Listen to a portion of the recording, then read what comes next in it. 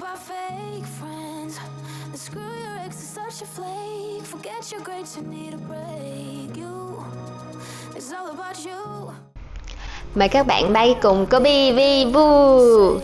Nếu nói đến một đất nước có nhiều trải nghiệm lặn phong phú và thú vị, lại gần và dễ đi thì đáp án đầu tiên mình nghĩ đến chính là Philippines. Là đảo quốc có hơn 7.000 hòn đảo nên có rất nhiều bờ biển đẹp, và nhờ ý thức gìn giữ tốt của người dân cũng như chính quyền nên hệ sinh thái biển còn rất đa dạng. Trong chuyến đi gần 2 tuần của tụi mình thì mỗi ngày là một trải nghiệm hoàn toàn khác nhau. Tụi mình được lặn cùng Dugong là con bò biển hay còn được gọi là nàng tiên cá đó mọi người. Rồi được bơi cùng là cá mập bự nhất trong hạ nhà cá là whale shark. Và trải nghiệm hơn cả tuyệt vời khi bay giữa ngân hà cùng đàn cá mòi nữa.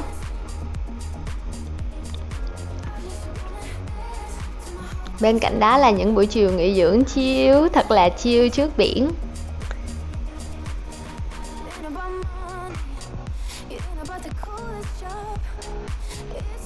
Mời mọi người cùng tham gia chuyến hành trình này với tụi mình nhé. Yeah!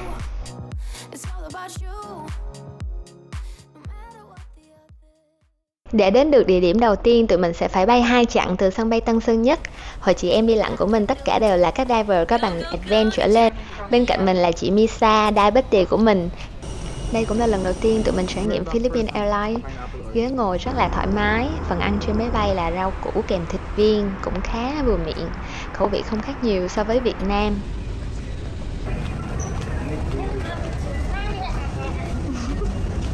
Vừa ra đến cửa thì đã có người của khách sạn đến đón tụi mình tận nơi.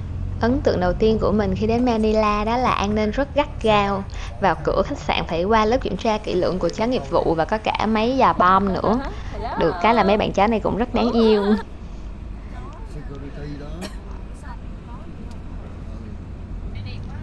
Khuôn viên bên trong khách sạn rất là đẹp. Đây là một trong những khách sạn nằm trong top ở thủ đô Manila.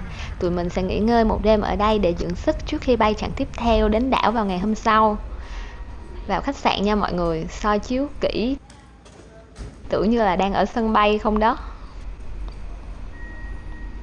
Kiến trúc bên trong của khách sạn dùng gam màu vàng đồng khá nhiều, đem lại cảm giác sang trọng ấm cúng. Ở tầng 2 của khách sạn là khu vực nhiều nhà hàng, lounge theo các phong cách Âu Á khác nhau. Ở giữa này có một cái đèn rất là đẹp nhìn toàn cảnh xuống cả sảnh.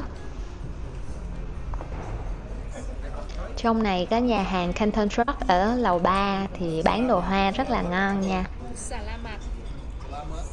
Dẫn mọi người xem một vòng room tour nha. Vẫn là tông màu vàng chủ đạo.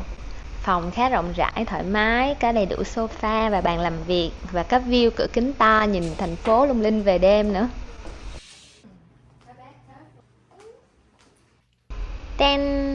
Trước khi chính thức ra đảo thì tụi mình tranh thủ biến hình, lên đồ đi quẩy nhẹ ở rooftop và khám phá khuôn viên khách sạn. Đây là hội chị em chúng tớ sau khi biết rooftop đã đóng cửa từ lúc 10 giờ và phải đi ngủ sớm thôi. Buổi sáng ở Manila thời tiết rất đẹp, tụi mình dậy sớm ăn sáng. Ăn sáng ở đây cũng có những cái món nước giống như là ở Việt Nam mình. Có một điều mình nhớ xuyên suốt trong chuyến đi đó là xin tố xoài. Vì xoài ở Philippines rất ngon nên đi đâu cũng xin tố xoài cả. Check out khách sạn và bây giờ bắt đầu đi qua tới đảo. Đảo gì chị? Cái gì? Paradise. Blue Water. No, Club Paradise. Paradise là cái đảo Dynamic. Dinakia Island. Thuộc bài ghê ha. Hôm qua tụi mình đã có một giấc ngủ rất là ngon và thoải mái nên hôm nay tràn đầy năng lượng. Đường phố ở thủ đô Manila sạch đẹp và hiện đại với khá nhiều cây xanh ở hai bên. Tụi mình khởi hành khá sớm nên là cũng chưa có nhiều phương tiện lưu thông ở trên đường nữa. Dịch vụ ở bên này cũng phát triển. Để đi ra đảo tụi mình sẽ đi bằng một máy bay nhỏ cũng của Philippines Airlines. Máy bay này khá giống như là máy bay đi ra cung đảo vậy. Philippines nằm dọc vành đai lửa Thái Bình Dương nên từ trên máy bay có thể nhìn thấy rất nhiều đảo nhỏ với các đường bờ biển siêu đẹp, cát trắng dài thích mê luôn. Do có các núi lửa khắp nơi nên địa chất có màu đất đen khá là đặc trưng. Sau khi mà bay 1 tiếng rưỡi thì tụi mình đã đến Coron.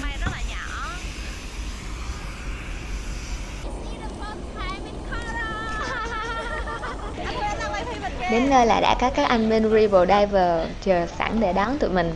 Các anh là bên nhà tổ chức tour cả chuyến này cho tụi mình nha. Đảo Cô Rân là một đảo nhỏ khá hoang sơ, chưa phát triển. Đảo Cô Rân cũng vinh dự góp mặt trong danh sách 10 địa điểm lặn lý tưởng của tạp chí danh tiếng Forbes nha mọi người. Sau 2 tiếng ngồi trên xe di chuyển từ sân bay thì tụi mình ra đến một cái bến tàu nhỏ để tiếp tục lên tàu di chuyển ra một cái đảo khác là cái điểm đến trong cái hành trình. Có chừng lọt xuống cái biển là viral lắm luôn á nha.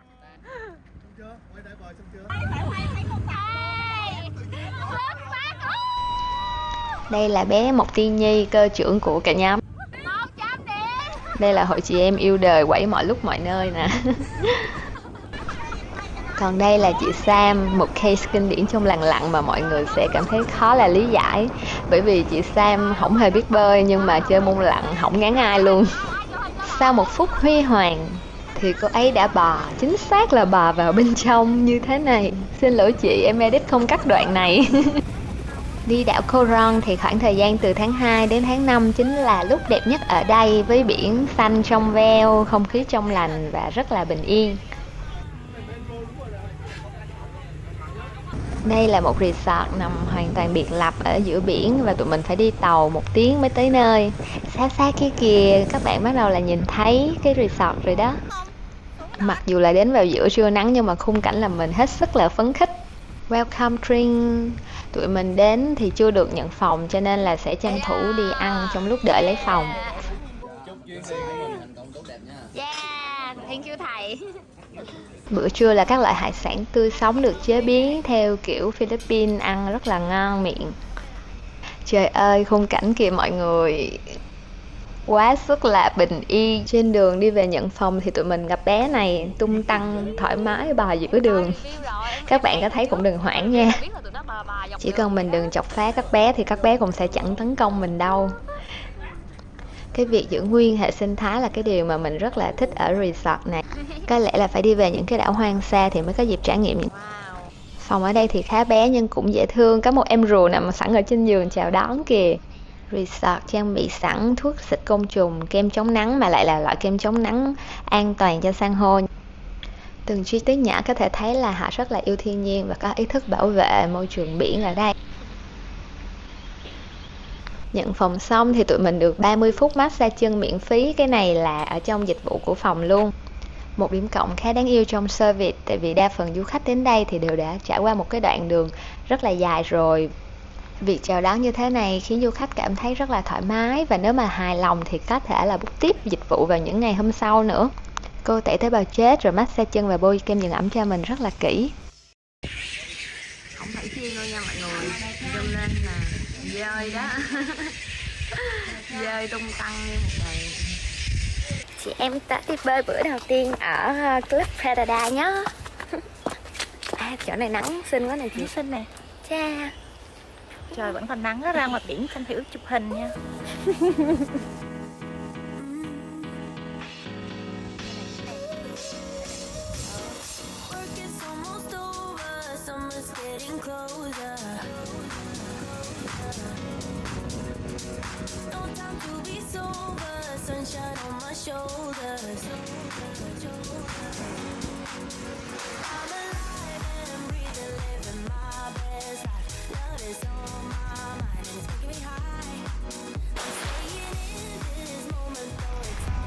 Buổi sáng hôm sau, team mình bắt đầu những hoạt động ở đây. Đầu tiên là khởi động cho thật kỹ trước khi xuống nước nha, nếu không thì sẽ rất là dễ bị chuột rút. Đó là bôi kem chống nắng cho nhau, rồi check lại các thiết bị lặn. Và bây giờ sẽ bắt đầu xuống nước để gặp hai nhân vật chính hôm nay, đó là Dugong, hay còn gọi là bà biển. Đây là sinh vật rất đáng yêu và hiền lành, chỉ ăn các loại thực vật và cũng như là rong tảo ở biển thôi. Cái đoạn này bạn ấy cười dễ thương quá trời kìa.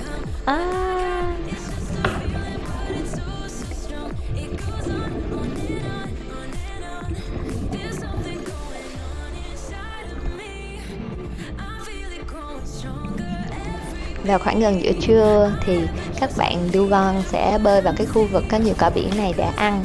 Và đó cũng là cơ hội để cho các du khách có thể được thấy và bơi cùng Dugong. Nhưng mà không có đảm bảo là 100% ngày nào các bạn cũng sẽ gặp đâu nhé. Có những ngày hai bạn sẽ không lên. Các anh bên tổ chức tour nói vui là nhờ hai bạn Dugon này mà nuôi người dân cả đảo, tại vì nhờ hai bạn mà rất nhiều du khách và kéo đến đây du lịch. Cái hay ở đây là người dân và chính quyền cũng rất là biết cách bảo vệ hai bạn bảo bối này. Tour lặn với Dugon ở đây thì rất là nhiều thuyền ở trên mặt nước, nhưng mà không phải tất cả đều được xuống nước cùng một lúc mà sẽ thay phiên nhau. Lần lượt mỗi thuyền sẽ có đâu đó khoảng 15-20 phút để mà xuống bơi cùng các bạn. Và trong lúc mà bơi thì chỉ có khoảng 2-3 người được xuống nước trong cùng một thời điểm. Đồng thời thì sẽ có cảnh sát biển ở trên giám sát để không cho những cái du khách bơi quá gần hoặc là cố tình động chạm chọc phá vào Dugon. Trong tập tiếp theo mình sẽ review nhiều hơn về resort nằm trên hòn đảo biệt lập này và các hoạt động lặn phong phú thú vị, đặc biệt là trải nghiệm lần đầu tiên được lặn sát tàu đắm. Cảm ơn các bạn đã theo dõi, nhấn nút subscribe để ủng hộ tinh thần mình ra video nhiều hơn nhé. Bye!